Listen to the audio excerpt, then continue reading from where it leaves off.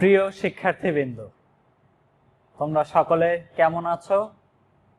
আশা করি আল্লাহ তাআলার অশেষ মেহেরবানিতে সকলেই ভালো আছো, সুস্থ আছো। আমি মোহাম্মদ আবু বাশার সর্দার, ইনস্ট্রাক্টর কম্পিউটার, বিআইআইটি বগুড়া। আমি আজকে যে বিষয়টি নিয়ে তোমাদের সঙ্গে আলোচনা করতে চাচ্ছি সেই বিষয়টি হচ্ছে CSMA CD এক্সেস কন্ট্রোল এর অপারেশন। তাহলে এই CSMA CD access control operation নিয়ে আমাদের মূল আলোচনায় ফিরে যাই। প্রথমে আমরা একটি চিত্র দেখে নেই। আমরা চিত্রে স্টেশন A এবং স্টেশন B দুটি স্টেশন দেখতে পাচ্ছি।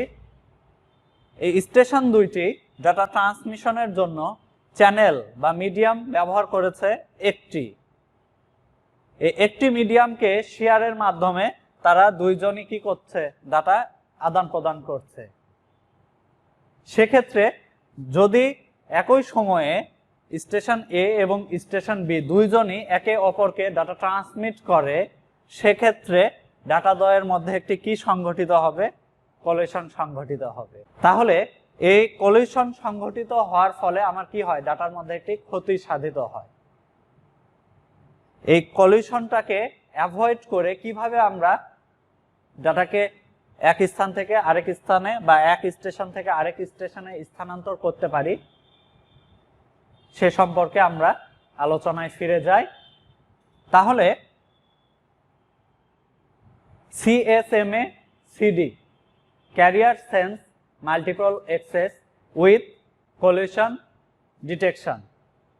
এ পদ্ধতিতে কলিশন ডিটেকশনের মাধ্যমে ডাটাকে এক স্থান থেকে আরেক স্থানে স্থানান্তর করা হয়।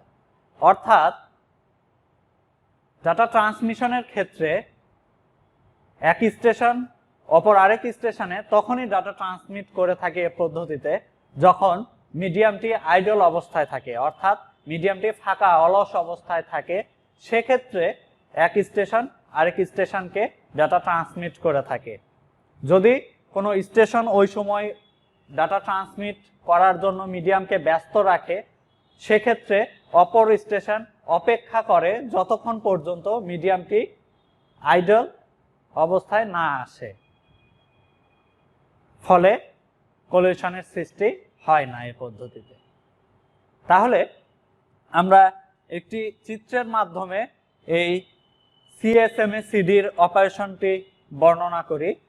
এখানে আমরা চ্যানেল ব্যবহার করেছি একটি বা মিডিয়াম ব্যবহার করেছি একটি।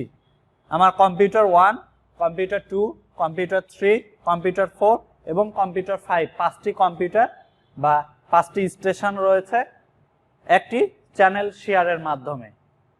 এক্ষেত্রে যদি কম্পিউটার 1 কম্পিউটার 5 এর কাছে কোনো একটি ডাটা ট্রান্সমিট করে, সে তখনই ডাটাকে ট্রান্সমিট করবে যখন এই মিডিয়ামটি কি থাকবে? আইডল অবস্থায় থাকবে। অর্থাৎ ওই সময় যখন কম্পিউটার 1 কোনো ডাটা ট্রান্সমিট করতে চাচ্ছে, সেই সময় যদি অন্য কোনো কম্পিউটার 3 যদি কোনো ডাটা কম্পিউটার 4 এর কাছে ট্রান্সমিট করে থাকে, সেই সময় তখন কম্পিউটার 1 ডাটা ট্রান্সমিট করা থেকে বিরত থাকবে যতক্ষণে না কম্পিউটার 3 ডাটা ট্রান্সমিশন সম্পন্ন হয়েছে। যখন মিডিয়ামটি আইডল অবস্থায় আসবে তখনই সে তার ডাটাকে ট্রান্সমিট করবে। তাহলে এই চিত্র থেকে আমরা এর বর্ণনা কি বলতে পারি একটু দেখে নেই। এর অপারেশনগুলো নিম্ন ধাপ অনুসারে কার্য সম্পাদন করে থাকে। প্রথম ধাপ, যদি মিডিয়াম আইডল থাকে তবেই ডাটা ট্রান্সমিট হবে, অন্যথায় ধাপ 2-এ যাবে। ধাপ 2-এ কি হচ্ছে? যদি মিডিয়াম ব্যস্ত থাকে তাহলে অপেক্ষা করতে হবে যতক্ষণ পর্যন্ত মিডিয়ামটি আইডল না হয়। যখনই মিডিয়াম আইডল হবে তখনই ডাটা ট্রান্সমিট করতে হবে। এর পরবর্তী ধাপে আসি।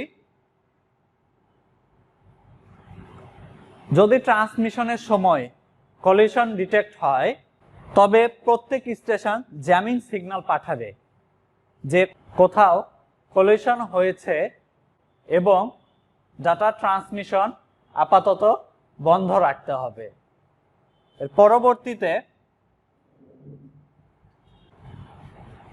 জ্যামিং সিগন্যাল পাঠানোর পর র্যান্ডম অ্যামাউন্ট অফ টাইম অপেক্ষা করা এবং বারবার ট্রান্সমিট করা যতক্ষণ পর্যন্ত না ট্রান্সমিশন সম্পন্ন হয়েছে।